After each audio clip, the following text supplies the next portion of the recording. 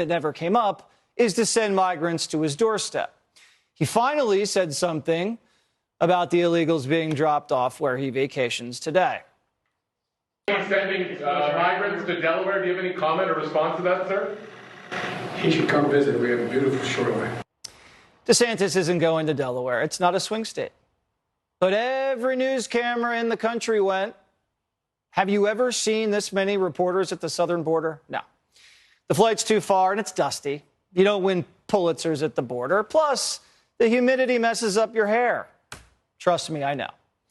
The only way you can get the media to cover the border is to bring the border to the Northeast, where it's a short drive from all of their bureaus. And the journalists, quote unquote, can be back home that night for dinner.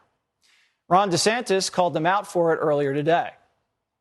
I haven't heard a peep about all the people that have been told by Biden you can just come in, and they're being abused by the cartels, they're drowning in the Rio Grande. You had 50 that died in some shed in Texas. I heard no outrage about any of that. I haven't heard outrage about all the fentanyl that's come across the border that's killing Americans in record numbers. The only thing I hear them getting upset about is you have 50 that end up in Martha's Vineyard. Then they get really upset.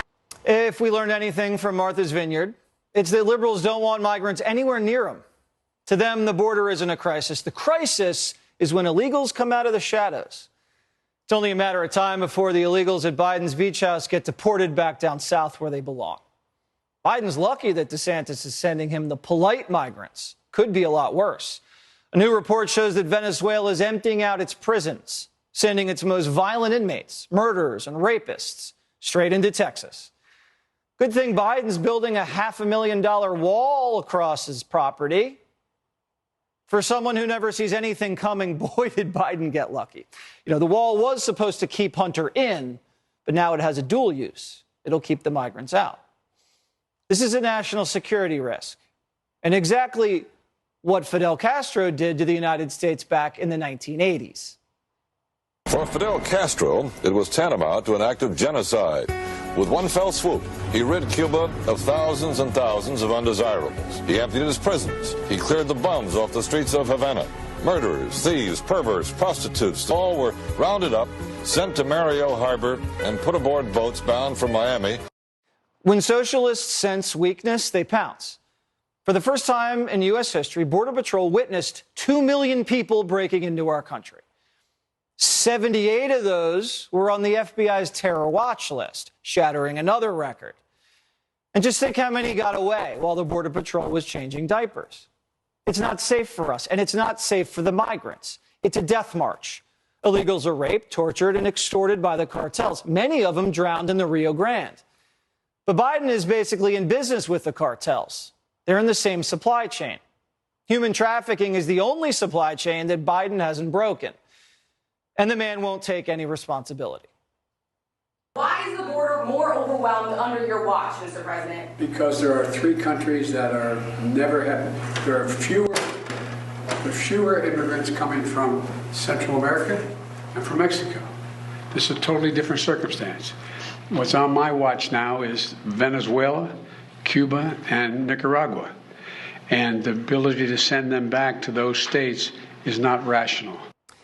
He always has an excuse, doesn't he? Every record he breaks, if it's on the border, inflation, gas prices, it's never his fault. There's nothing compassionate about this. Biden has a heart of stone. Democrats said they welcomed refugees until the refugees came to their neighborhoods. And then the Democrats turned into ICE agents and started deporting. Look at Chicago. Texas sent them a few busloads, and they shipped them to the suburbs. The mayor of D.C. declared a public emergency when the migrants showed up. She tried to call in the National Guard, but the big guy wouldn't let her. The National Guard can only protect the Capitol from Trump supporters, remember? And in New York, Mayor Eric Adams wants to strand the migrants out at sea. His plan is to put migrants on cruise ships in international waters, so they can see the Statue of Liberty, but they can't set foot on Ellis Island. Isn't that much better than living on Martha's Vineyard? Democrats are trafficking migrants into military bases and quarantine cruise ships, dumping them into homeless shelters. But somehow DeSantis is the one under criminal investigation for flying 50 migrants into an island paradise that Obama calls home. What infuriates me the most about this case is that here we have 48 people that are already on hard times, right? They are here legally in our country at that point. They have every right to be where they are. And I believe that they were preyed upon. Somebody came from out of state, preyed upon these people to just be exploited and hoodwinked into making this trip to Florida and then onward to Martha's Vineyard for what I believe to be nothing more than political posturing. Have you ever seen a kidnapping victim look so happy? Someone please kidnap me and drop me off at the Kennedy compound. Before DeSantis flew them out, they were homeless and hungry. But after a few hours, the Vineyard Libs gave them all the boot. All of a sudden, diversity was no longer our strength. The migrants aren't allowed to sleep in the mansions, even if they're empty.